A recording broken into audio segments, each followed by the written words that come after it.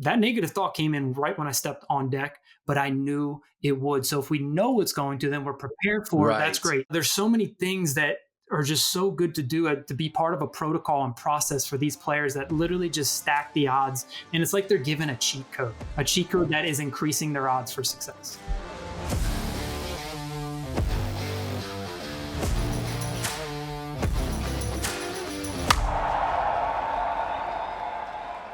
All right, guys, as you can see, I'm on the road yet again, but this time I'm in Phoenix for the Perfect Game All-American, which, by the way, if you've never heard of it, it's a pretty good event. It's cool. It's televised.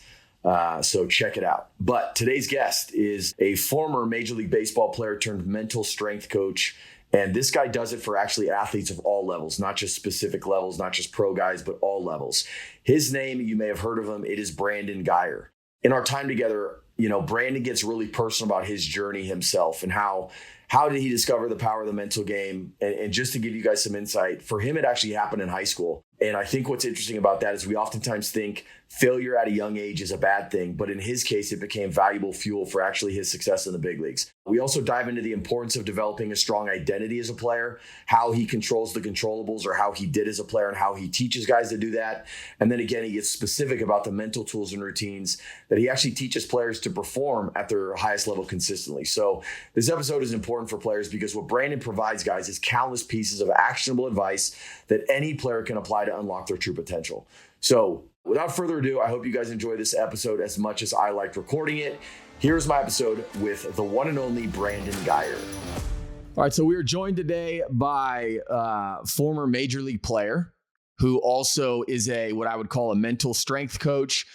Brandon Geyer, you've been doing this for, it seems like, quite a while. It sounds like even when you played, this was kind of a practice that you employed. So by no means did you stop playing and decided, I'm just going to start doing this. It sounds like this is something that's been a part of your game. And correct me if I'm wrong, almost like going back to high school, right? Yeah, dude. First off, Matt, thanks for having me. Thanks for what you do for players, for parents, for coaches, and all the alike. So thank you for that. So really it started for me heading into my senior year of high school. My first 3 years, I was just a below average baseball player. I had no colleges talking to me. And I knew that I wasn't really lacking ability. I was blocking it more so than anything. It's not like I had out of this world natural talent, but I was struggling. I think I hit 270 as a junior. And so I read a couple books, really started to train the mental side of the game. And just like anything in life, like it's not overnight, but there were a couple things such as the breath, such as set in-game routines, pre-game routines that like felt like immediate. And then once I noticed a difference, it was like I was given this key that completely unlocked myself. So heading into senior year, it got to the point like I just absolutely all that potential that was just lying dormant inside of me. And I think all players who have never just intentionally trained their mindset for an extended period of time, I think there's 30 to 40% if they've never trained it, even if they're playing at a very high level. I was able to get to that. And, I was fortunate. I almost could have picked what college I wanted to go to. And I went to the University of Virginia. And dude, I thought it was like riding a bike. I got there and I stopped training the mindset. All of a sudden, I was recruited as a third baseman. They moved Ryan Zimmerman to shortstop. I reverted back to my high school year. I would make an error. I would hope my self-talk immediately. Please don't hit the next ball to me. What happens? The next ball is hit to me. I make an error. Because of that, I couldn't handle third. They moved me into the outfield, and that's where I stayed for good the rest of my career. And when I had shoulder surgery at the end of that, they call it first year at Virginia, not freshman. So at the end of my first year, I recommitted to the mental game, recommitted to doing the things I knew that best version of me would do. Got out of getting caught up in the college life. And sophomore and junior year, I was unlocked myself again. And like you said, I just continued on, and that obsession started heading into a senior year of high school back in 2004. So a couple decades now. So what's interesting about what I'm hearing you say, and I feel like a lot of people, whether you're an athlete or not, can relate to this. As human beings in life, right? What oftentimes gets us to open our perspective to other things is failure. Yes. Right? And it sounds like that was really the first point. It's not like you were the greatest player in the country and then you said, I wonder what would happen if I, implement this mental side. It was like, you hit a wall, recognized it didn't feel good, right? You knew that there was more below and you wanted to figure out any way possible to kind of get it to flourish. And so I think it's important for people, parents, players, to hear this, because I think for some odd reason, players think, oh no, I don't need that stuff. Like I'm having a ton of success up to this point without it. So I think I'm good. But most of the time it's when that player hits that wall and it is so uncomfortable that it forces them to say, I never want to feel that way again. What are my options? And so what I love about what you're doing is you're an outlet for people, right? But there's a couple different ways to look at that outlet. One is, okay, I'll tap into the outlet when the time comes. Or there's another way, which is, I know what he's saying is so true. Maybe I haven't experienced it yet, but I want to make sure that I have the tools so that when the time comes, I'm prepared. And also, how good of a player could I be if I implement these things even in advance of me hitting this roadblock, right? 100%.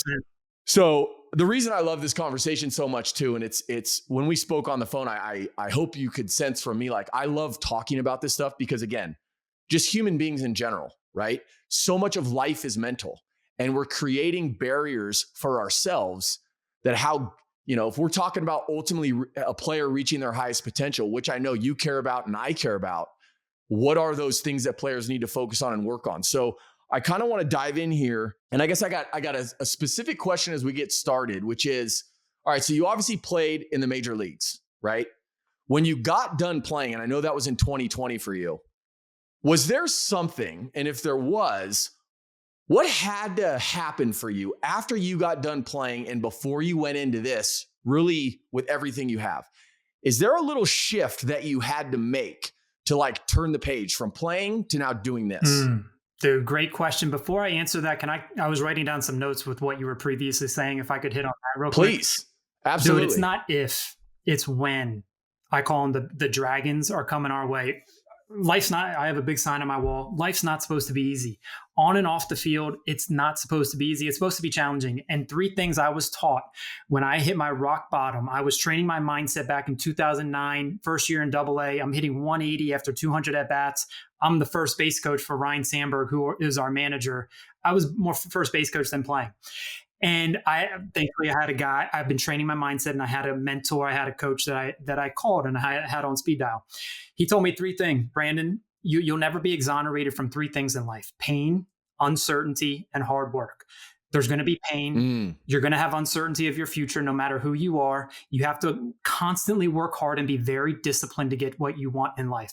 And then he said, if you're not getting the outcomes you want, Brandon, it's because it's a challenge you need. And so like I was doing everything the right way. I was doing my process. I was so locked in on my routines, crushing sleep, my nutrition, all this stuff that we'll probably talk about today. Man, I was all in with all of it. It was just, I needed to go through that. And if I didn't have the training that I had the previous 5 years from 2004 to 2009, my career's over. Matt, you and we're not talking right now. I don't have the platform. I'm probably not doing what I'm doing right now because I'm out of baseball. My trajectory of my career in life would have been changed. So it's not if, it's when, like you talked about. And the other thing is, too many people, I was lucky. I was fortunate enough. It wasn't too late. I did it heading into senior year, and thankfully it happened fast and I was able to go on and continue to play. Too many players wait till it's too late until they hit rock bottom. And then, I remember Brandon saying something about this. I remember, so-and-so, there's so many good mental strength coaches out there saying something about this. Oh, now I need to do it. What if it's too late? Well, then you have the pain of regret for the rest of your life rather than the pain of discipline. And that's another thing I was taught. We can have the pain of discipline, which it weighs ounces, or we can have the pain of regret, and that weighs tons, and it's with us the rest of our life. So what I tell players, even if you're playing at a high level, there's even more inside of you. You just got to tap into it and train your mind. And it doesn't mean you spend hours a day. I like to think 1% of your day is 14 minutes, 24 seconds. Can you do a little, a lot? Not a lot, a little. Can you put 1% of your day to intentionally train your mind? Go to the mind gym. And I have specific, just like you go to a physical gym, you have specific exercises and programs.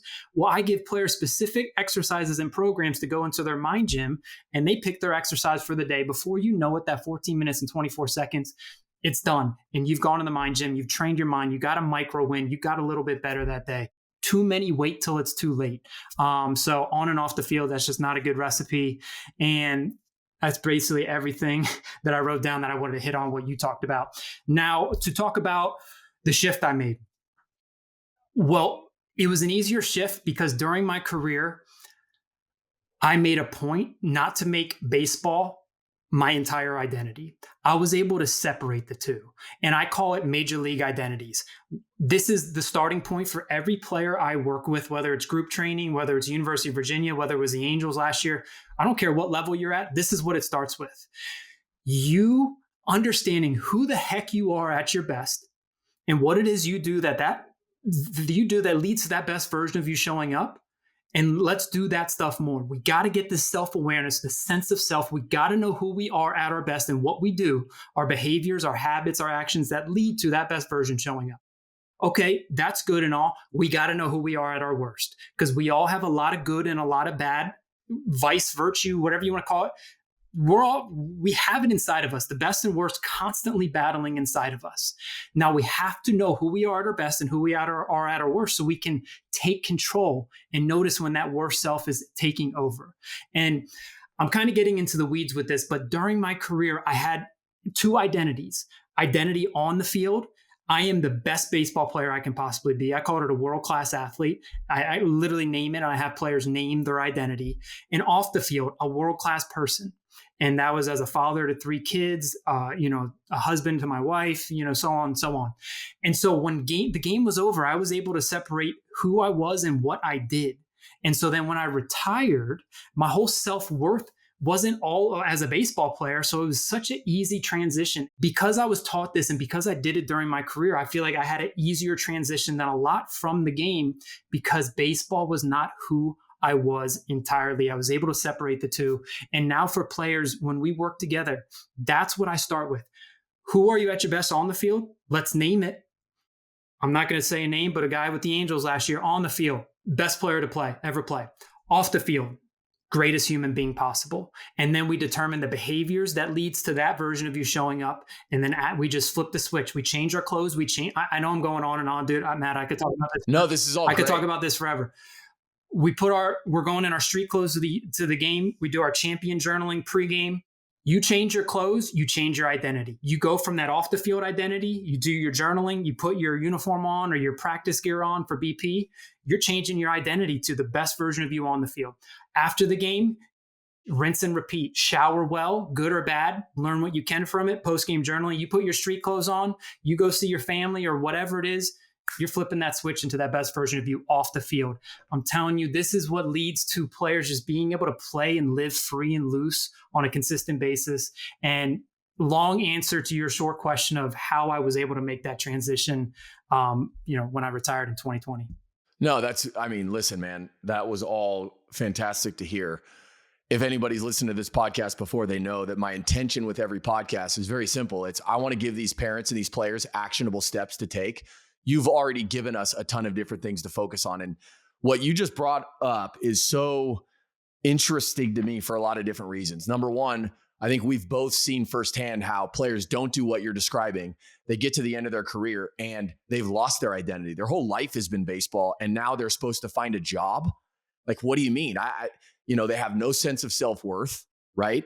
And I think with these younger players today, kind of the next generation of players, they think it's a good thing when their identity is tied up in baseball because they think it's this like fuel that they need.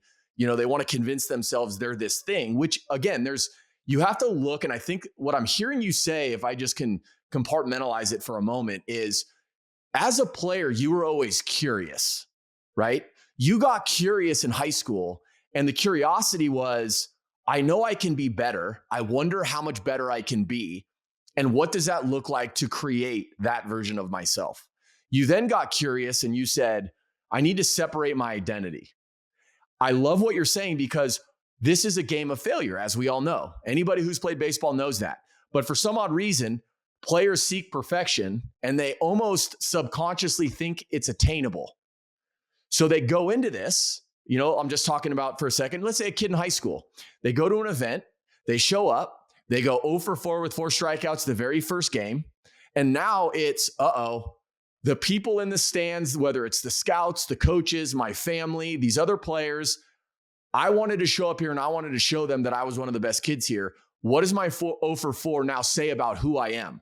Oh, it says I'm not good. It says that I lack something. So then when they leave the field, when they don't separate their identity, now they're living into that belief about themselves. So now the next day they show up and guess what they feel like? They're not good enough. And they're trying to convince themselves that they are. So that's where it becomes, I mean, again, to hear you say that, it's like, it's such a profound point that I hope everybody understands and knows. But the other component to this is it's not as simple as to say, okay, so just be aware of it and like change it. It takes putting into practice specific things, which obviously you specialize in, and do that. Now, the next thing I want to kind of touch on is, so I've obviously done a ton of different work, just getting to know your work product, who you were as a player, all these different things. And obviously I came across your website and you have the Major League Mindset, right? And share with everybody real fast, and I'll put this in the show notes, but share with everybody what your website is for a minute. Yeah. So what I do with Major League Mindset, I have one mission, Matt. It's to empower ball players, athletes of all ages, no matter what sport, with a mindset that enables them to consistently show up as the best version of themselves, both on and off the field. We've been talking about off the field a lot. Why is that? Because I'm a firm believer that the more well-rounded we are off the field as a human being, the higher character, the better suited we are on the field. And when I think about that, I always think of this book. I don't know if you've ever read it, Legacy, about the All Blacks rugby team in New Zealand. I haven't. Dude, I can't recommend it enough. So James Kerr, so the All Blacks rugby team, all-time sports history, the best winning percentage of all time. They're the best rugby team ever. But of all sports franchises in the world, I think it's like 77 point something winning percentage all time. So better than the Warriors, the Patriots with Brady. They have the best ever. And what's their motto or mantra? Better people make better All Blacks. So I think better people make better athletes, no matter what sport you play, no matter what age you are. And literally, I never just say this because people, I feel like, out there say this because it sounds good. The only way you can find out how good you are as a player is to become the best person you can possibly be. Now, yes, there's people in the big leagues. I'm not going to say they're not a good person, but from the outside, it might not look like it, and they're playing at a high level. What I will say to that is there's more in them that they're probably not getting into.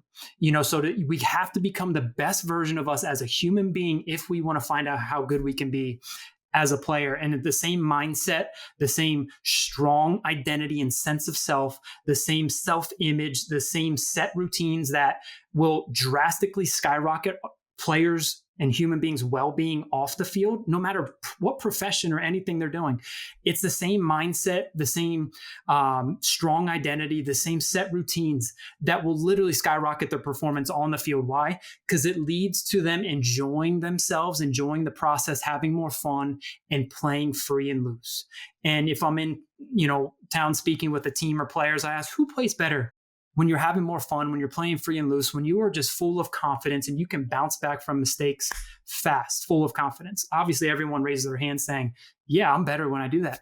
That's what this is all about. So helping players do just that is what Major League Mindset is. I do an 8-week program. I'm the coach with the Virginia and other teams out there. I could go on and on about that, but that's basically what I do. And if I really want to simplify, like you and we could talk for hours about this, like literally hours. I could simplify everything with these 2 steps. Be mindful when the not so good version of you is taking control. Step 1, being mindful. We got to be what we're unaware of. We can't change. So we got to be aware when we're starting to lose control. I call it the gap is widening, who you're capable of being at any given moment and who you're actually being. Is there a gap there? Because if so, fear is going to take over. Anxiety, stress, self-doubt, all that is in that gap. You're capable of this. You're actually being this. Can you be mindful when it's widening? Because we're all imperfect human beings playing a very hard game. It's going to widen. Can you be mindful and then use a mental tool to close the gap? So step 1, be mindful. The worst self's taking over. You're losing control. Step 2, take control and change your mental state.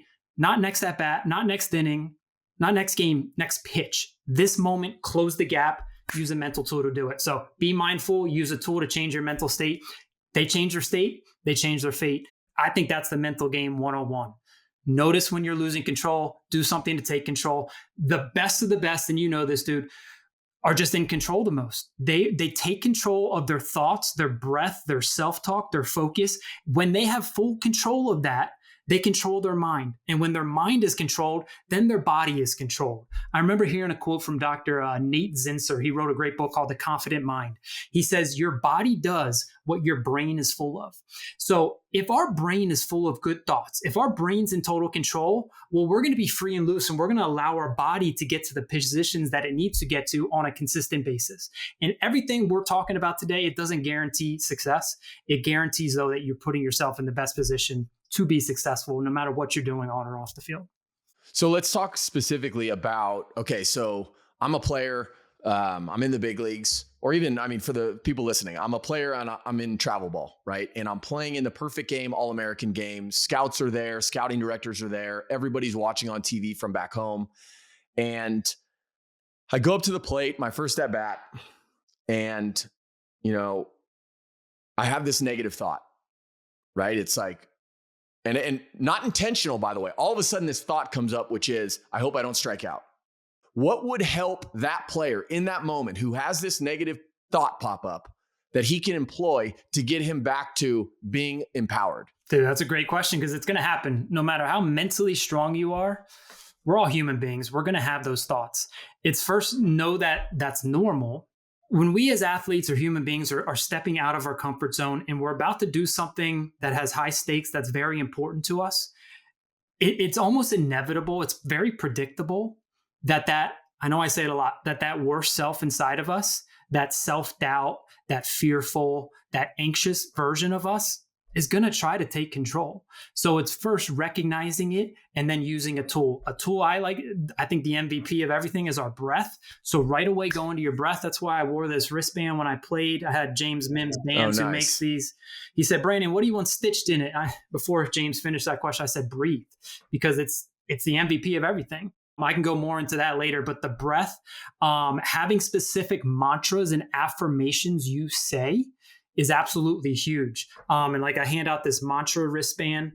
And so I believe one of the best things we can ever say to ourselves when we notice that self-talk is a little off and you're focusing on what you hope doesn't happen, we got to change our self-talk in the moment and have things we go to.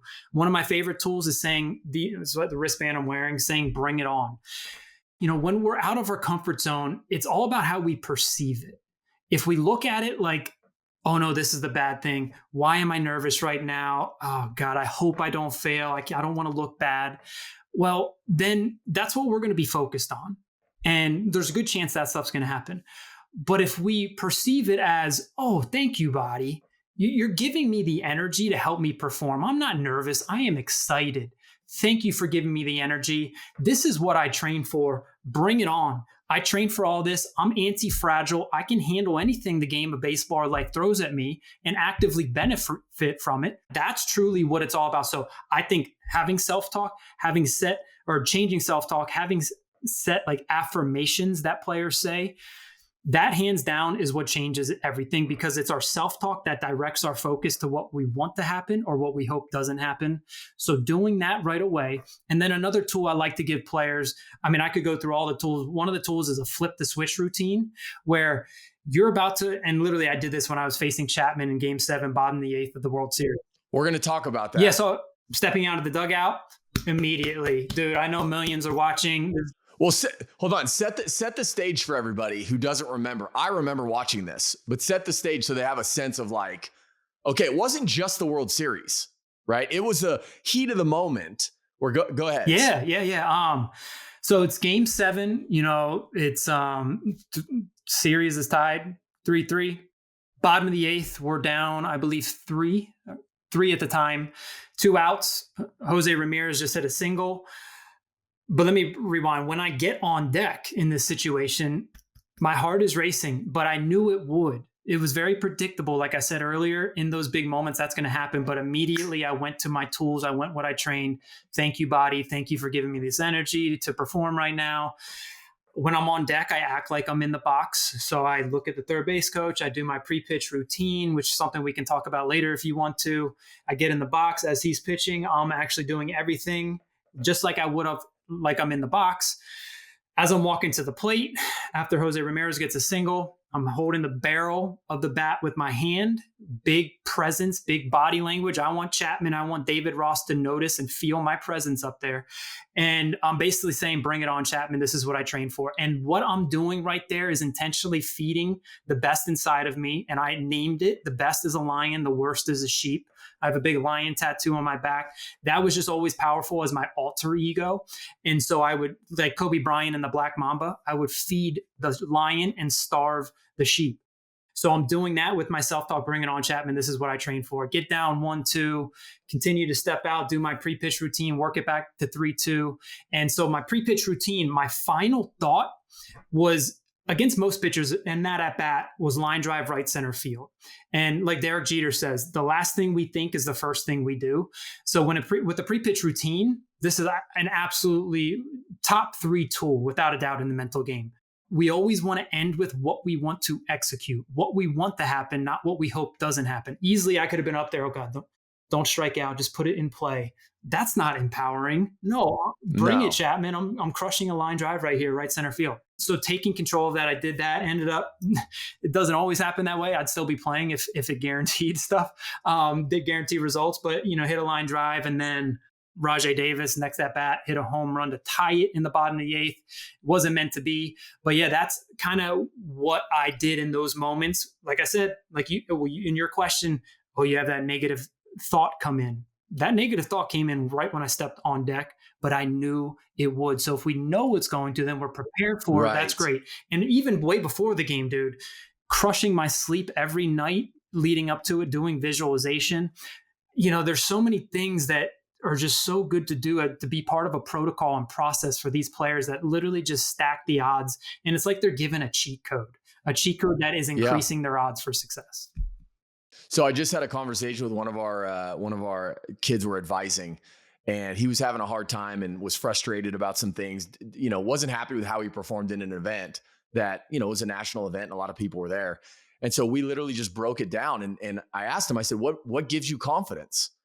And he had to think about it for a moment. And he basically acknowledged in that moment, like, performance. And I said, that's a problem, because is it true that you can do everything right at the plate, right? You could hit a ball hard, you could swing at the right pitch, and you could still not get a hit. Is that possible, right? We've all done it. And the answer to that is obviously yes. So if you're putting everything on the result, then you're setting yourself up to be disappointed when you otherwise shouldn't be. And so we basically laid out this plan, and what he realized, and it's what you just said, which is, hey man, look, what brings me confidence is my preparation.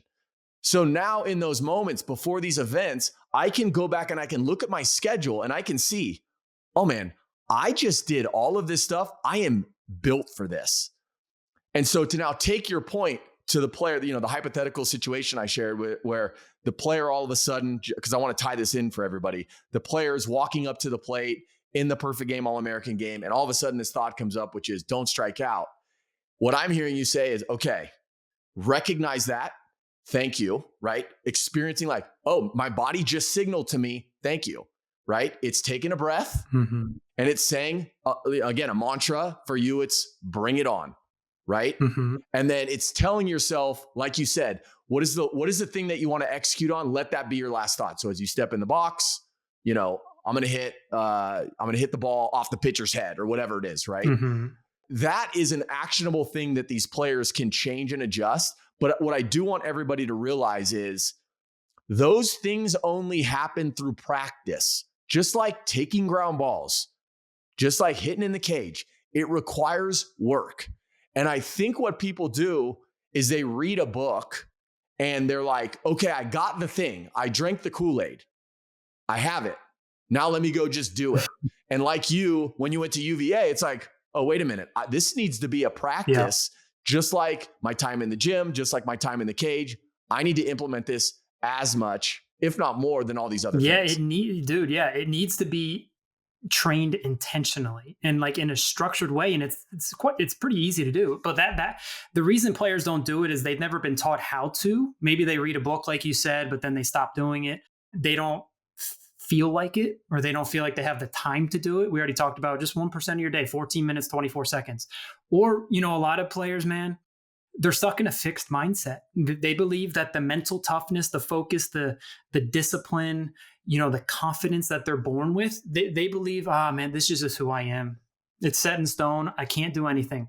So getting across to everyone that you can train your mind just like your body, because literally every human being has the same gift. And this, we all have the gift of growth, and the best of the best take advantage of that gift the most.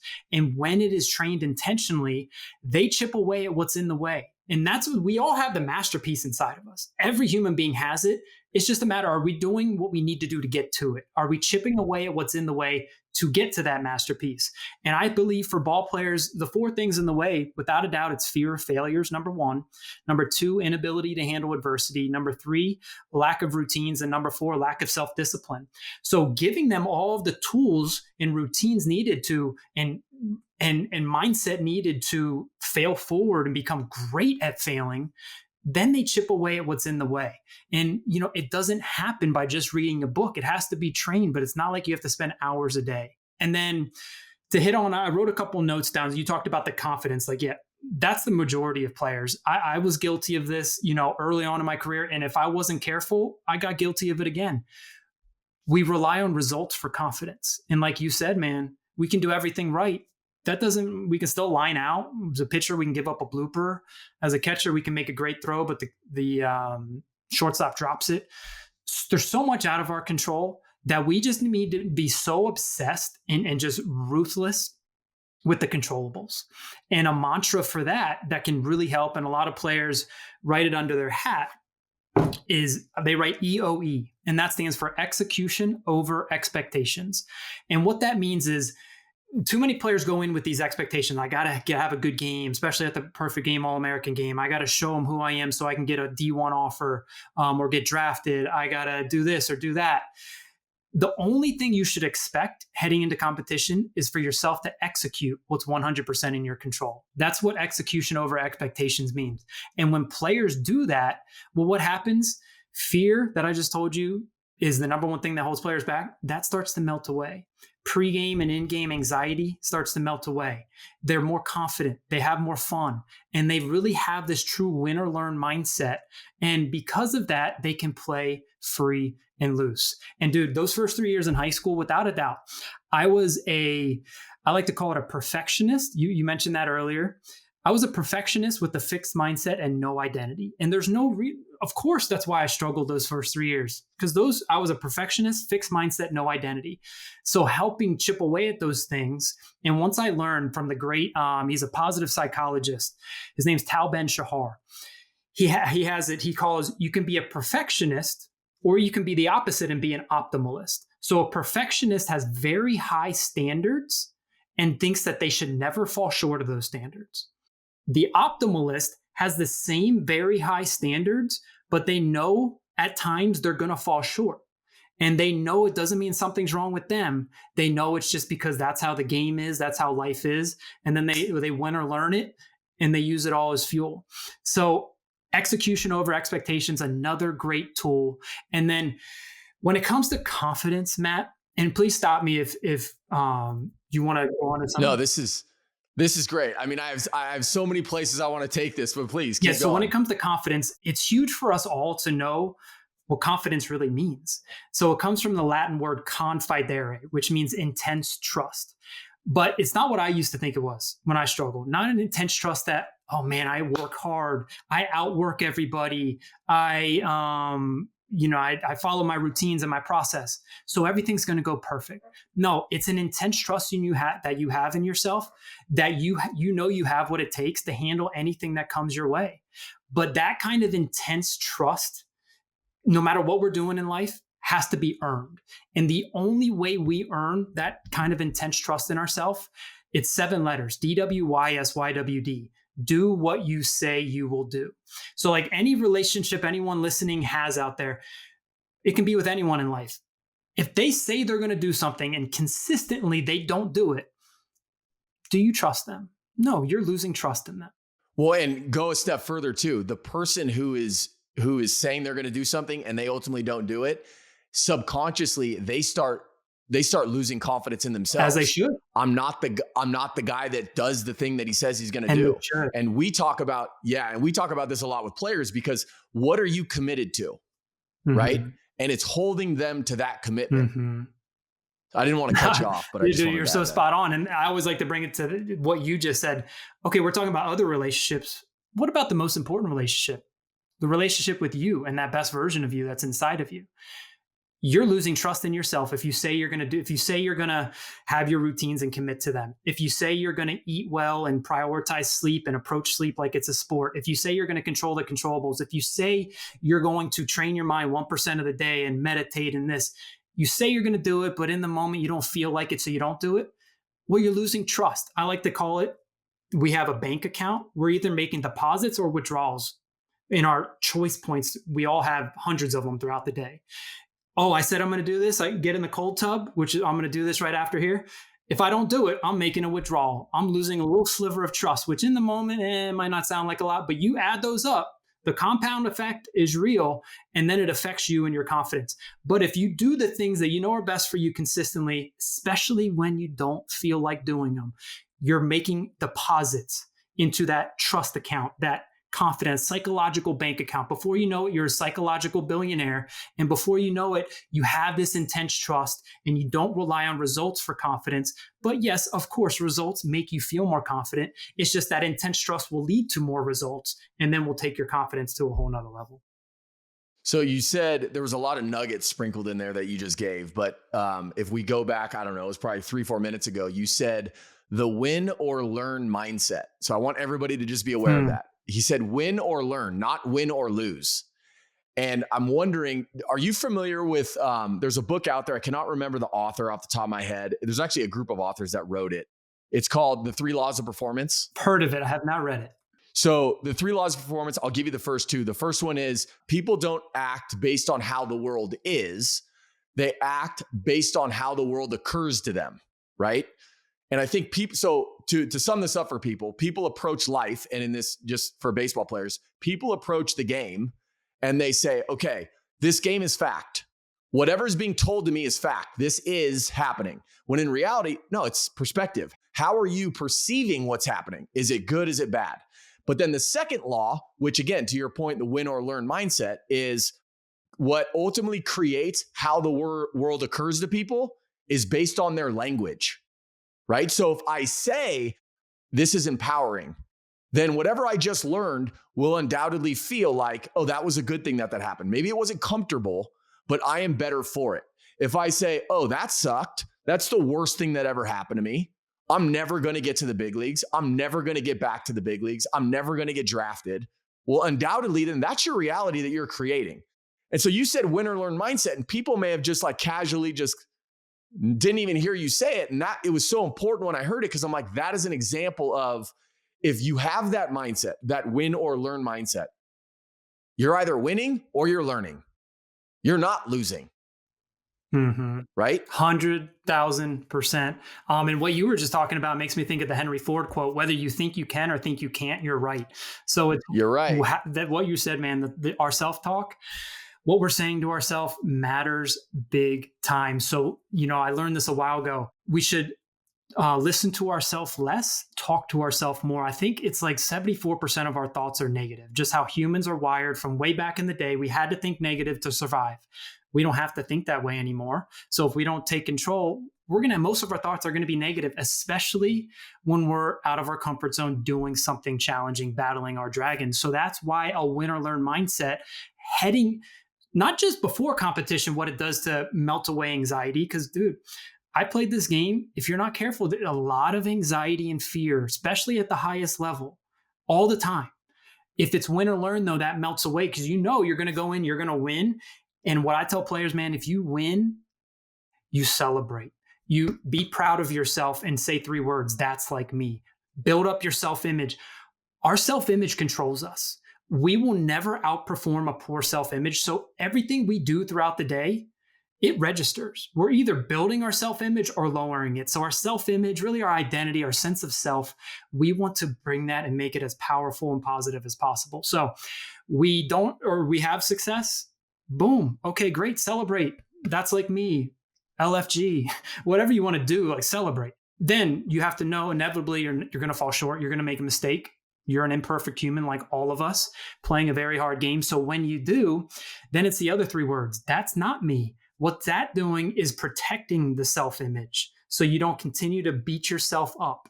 And it helps when after games too, when you're able to shift the identity and not carry a bad game off the field and just, that's a whole nother topic. And we already kind of talked about that. But the win or learn mindset. And then Matt, you mentioned it. When we truly learn from it, well, then that becomes data that we're learning, and it becomes then fuel to help us in the future. So what if we go 0 for 4 and we are literally learning from every at bat, making adjustments during the game and post-game journaling? We're making these adjustments, and then those very things help us in the future. Well, then it pretty much turns to win or win. So learning is winning. So literally it can become win or win the more you cultivate this and really focus on it. And don't just say it, practice it. Practice the philosophy that you are trying to embody, So on your website, I want to read this for a second because I think, and I guess this is something for, let's just say there's a parent out there who recognizes that their son needs this, but the son, for whatever reason, is fighting it, doesn't think he needs it. Maybe he's never failed. I want to read what you have on your website. So it says, "Dear ball player, do you play well in practice, but struggle to bring the same performance into games? Does your confidence vanish as soon as adversity hits? Are you riding the dreaded emotional roller coaster all season long? Is your mindset holding you back from becoming the player you know you can be? I was just like you. I let high pressure situations get the best of me. I let one mistake turn into 2, 3, or 4 mistakes. I wasn't mentally strong enough to be confident when things went wrong. Fortunately, I found a way to overcome all of that and play Major League Baseball for close to a decade. I turned that way into a system proven to work from Little League to Major League Baseball. This is a simple 8-step system, and obviously that is what you teach. Now, the next thing I want to bring up, though, in response to this player who says, "Yeah, but I think I got it. I don't need that." You talk about there's expensive experiences and there's inexpensive experiences. And can you talk about the difference between both of those? Because I think for that player who's fighting, thinking that he needs this, I want you to help him understand the difference between those two things. Dude, yeah, way to frame that up, man. So I think it starts with 4 questions I like to ask players. And I believe when we were on the phone, you mentioned 2 of them last time. And when I go and speak, I love that because I mentioned them as well. I say, okay, what's a 5-tool player? Hit for power, hit for average, good arm, good speed, good defense, like, position player. Okay, what's the 6th tool? And all the players, mindset. Okay, question number 3, what percentage of the game of baseball, you can argue other sports too, is mental? Many will say 90, 95, closer to 100% as you continue to go up the levels. So then ask, okay, what percentage of the time do you spend training that side of the game? You just said is around 90%.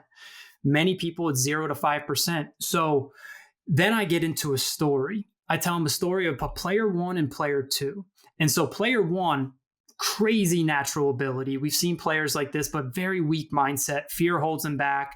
He avoids adversity. He focuses on what's out of his control. He doesn't have set routines to bounce back from adversity full of confidence. He acts like a victim when things don't go his way. He doesn't have the discipline needed to be great. That's player 1. Player 2, pretty good natural talent, but he learned about that 6th tool and he trained it intentionally. So now fear is still there, but he has the courage and the mental tools to act in the presence of fear and say, bring it on. And so he actively benefits and he uses fear as fuel and steps out of his comfort zone, knowing that that's his true ramp to his infinite and really, really unknowable potential is right outside of that comfort zone. He focuses all his energy on what's 100% in his control. He finds a way like a warrior, not finds an excuse like a victim. He has the discipline and work ethic needed to be great. So I bring that up to him and I ask you, be honest with me, which player do you think has more fun, has more confidence, and has more success both on and off the field? And hands down, they all say player 2. And that's the simplest way for me to get across the importance of the mindset and really get across that someone with less physical ability, God-given ability, gets passed by someone with less physical ability. It all comes down to this. So usually when I do those questions and tell that story, even if they've been against training the mind, not think they need it, all of a sudden the light bulb goes off, and they, oh man, maybe this is for me. And then once they start to apply to certain things, such as their breath and such as a pre-pitch routine, such as, develop a strong identity and sense of self, it's like immediately they notice the difference. And to wrap up this question and keep this conversation going, Matt, it's kind of like the FedEx logo. If you look at a FedEx logo, a lot of people don't notice there's an arrow between the E and the X in it. But once you see it, you can't unsee it. So when you see a FedEx truck, that's like all you see nowadays. Or whenever you see FedEx on the TV, oh yeah, there's the arrow. That's the mental game. You might not notice because you don't know what you don't know. You might not think you need it, but once you train it and notice and feel what it does confidence-wise, discipline-wise, power-wise, mental toughness-wise, it's like that logo. Oh, how did I never do this? And then a lot of players just get all in because they realize not just on the field, it's going to help them be more successful, but more importantly, off the field, their well-being, their happiness, which, positive psychologists call the number one currency in life, collecting that happiness, that skyrockets and goes through the roof. So that's a lot of times what I like to get across to parents and to players who might be on the fence. So I'm curious, do you have any players, or have you worked with any players, or maybe you've played with some players? I've noticed that a lot of players have like a transactional mindset, right? With the mental stuff, meaning, okay, Brandon, I'm going to work on this. And if I commit to working on this, then I'm going to be the player that I want to be, right? And there's this transaction, and they'll work on it. And if they're not getting the results, oh, this doesn't work. Mm-hmm. Have you noticed that? Yes, especially with specific exercises. So I'll bring up an example. High-level high school player in Northern Virginia right now. He was, for a long time, against pregame champion journaling. And just real quick, so champion journaling is like basically you write down an affirmation. For him is, I am the best high school catcher in the country. He's basically reaffirming his identity and who he knows he can be. I love that. And then he's putting a number one intention. A lot of times it's, I will compete in the present moment or something along those lines. And then we do 3 keys to execute that intention. A lot of times it's win the most important time of the game, which is the time in between pitches, control the controllables, execute my routines, whatever. And then we do some gratitudes. So I'm just giving that foundation right there to tell people, when I've said it a couple times, pregame champion journaling. It's more in detail, but that's just like quick overview of it. So this player did it a couple times, just didn't get results. So he's like, Brandon, it's not for me. It's not for me. And then a week ago, he kind of hit rock bottom, going to different tournaments and stuff. And I brought up to him, I said, hey, this champion journaling, like, hey, there's no one way for everybody. When it comes to the mental game, not every tool or routine is going to work for everybody, but there are specific things that do work for everybody, which I found. The breath, hands down, will work for everybody to gain control and slow the game, slow their mind down and gain emotional control. I like to call it self-control mode. The other one is champion journaling. Without a doubt, I think it is number one. So I brought it back up to him. I said, I know you stopped it earlier because you didn't get the results and you didn't feel like doing it. And if players don't want to do something, I'm not like, you have to do this, you have to do this. They got to find their own way through trial and error. All I can do, and all as coaches we can do, is give them everything and let them decide what works best. Yeah, it's to my point earlier, like, are you committed? Mm-hmm. If you're not committed, there's no forcing the commitment on exactly. You. And so that's what I did with him. I was like, if you feel inspired, so-and-so, I'm not going to say his name. If you feel inspired, I really, really highly recommend you get back into the champion journaling. He started to do it, and he didn't have the success right away, but he's been very steady with it the past couple of weeks. So yes, to answer your question, yes, it is a thing. But players just need to get over that. Well, let me actually ask you specific questions about your routine in the big leagues, if you'd be comfortable kind of going into it. So you shared with us obviously about Game 7 of the World Series. I'm curious, what percentage of the big leagues do you believe actually does journal, whether it's offense or pitching, rather? That's a good question. Maybe 5%. Isn't that crazy? Mm-hmm. It's just like your question about, obviously, hey, what percentage of the game is mental? How much are you doing to work on that? I think a lot of times, man, like there's these players, and I've said it repeatedly, if we can just get them to like look over here, you're gonna continue working on the physical stuff because it's what's ingrained in you. You love it. But if you know that so much of the game is mental, if we can just carve out a small percentage and create a practice around that, there's going to be leaps and bounds that you ultimately make in this game that otherwise wouldn't be attained. The more players don't do this stuff and have success early in their career, I've found the harder it is for them to do it later, because they can point to, well, what do you mean, man? I got to the big leagues and I've never done this. Yeah. Yeah. And Right. And then they see other guys. Oh yeah, this player in the big leagues who's a superstar, he doesn't do it. Right. Yeah. And hey, there's going to be players that go out all night, that don't prioritize sleep, that do this and do that and still have success. But hey, you're not that player. And right. Who do you want to be? Yeah, they do something else, and for whatever reason it works for them. I would say they're not tapping in. Even if they're at a high level, they're not tapping into their true potential. An example for that, when I was with the Angels last year, dude, Shohei Ohtani, obviously he's one of the best all time, great natural talent. Sure, he was blessed, but that's a starting point. Our natural ability is a starting point. It's what we do with that determines if we truly make the most of everything that God gave us, right? And dude, he would just optimize everything. He would on the road trips, he would have a little suitcase that had a pull-out mattress that he was formed to his body from a company in Japan. He would do pregame naps. I could go on and on about what he does. There's a reason he is the best of the best.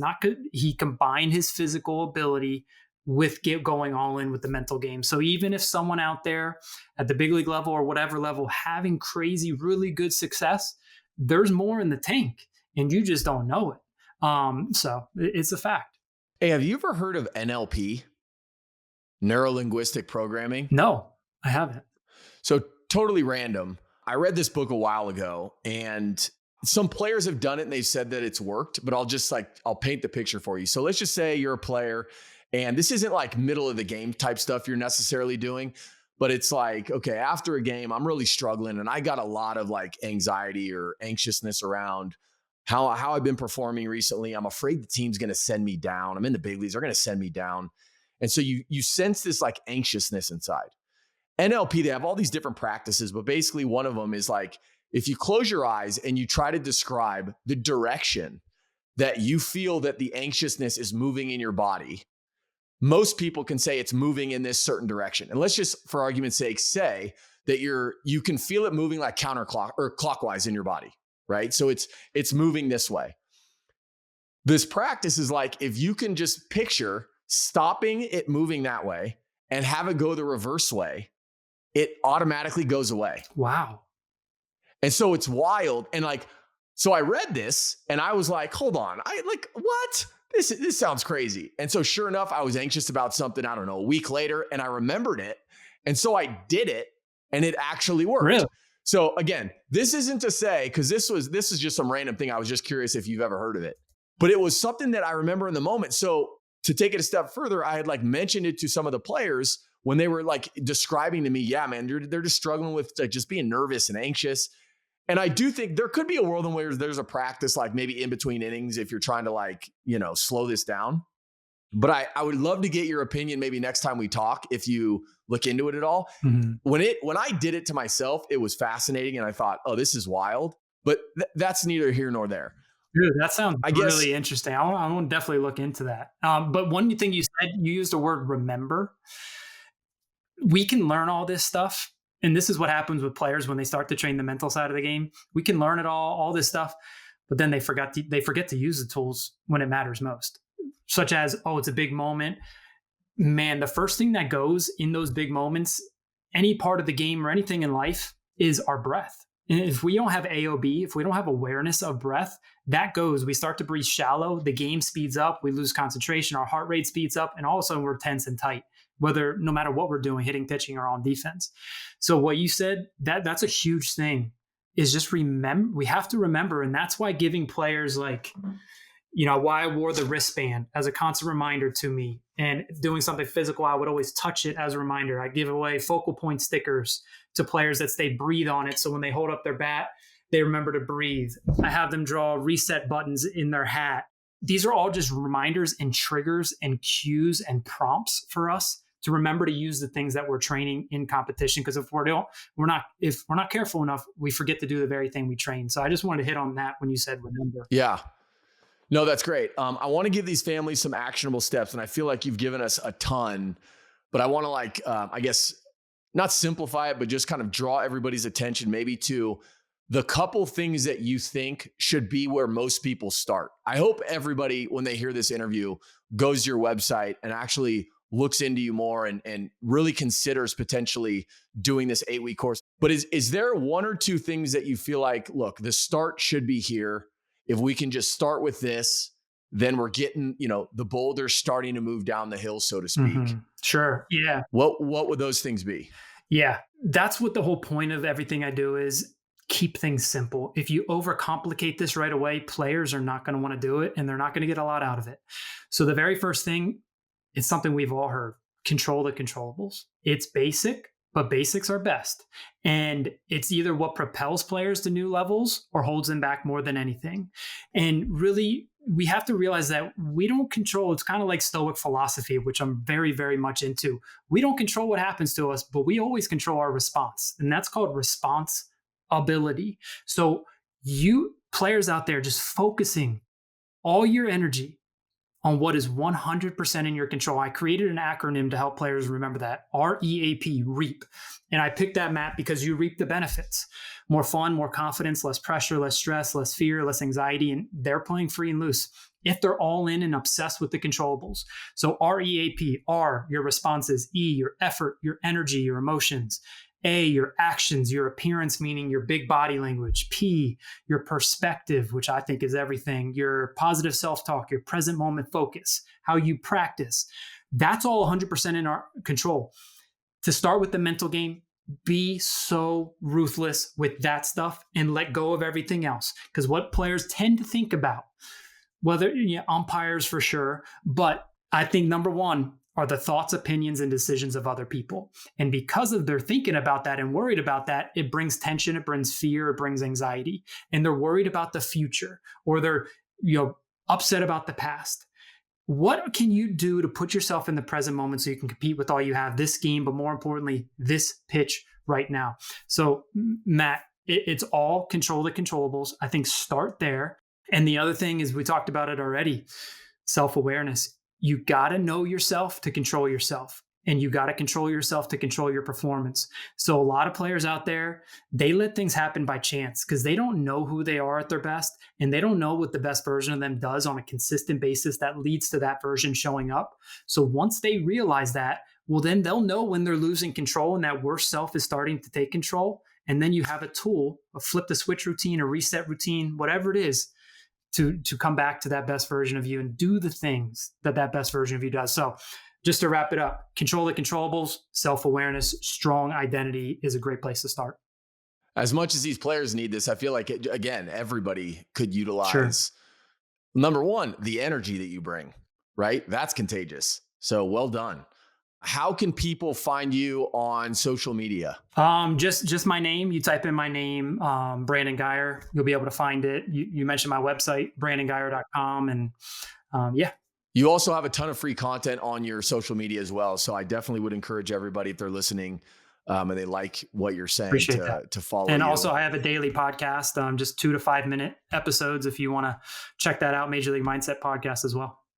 Love it, man. Dude, this has been awesome. I appreciate you having me, man. I would love to do it again at some point. Like I said, I was just going to say, yeah, I feel like we could have a days-long podcast, and it's just like this continual conversation about, specific things that players are needing to overcome and how best to do it. We could have a Joe Rogan 3 to 5 hour podcast. I'm sure. Maybe we'll do that one day. I know we need to. But Brandon, I cannot thank you enough. This has been fantastic. And I would love to have you on again. So let's definitely, we'll get that in the books. Absolutely. Sounds great, Matt.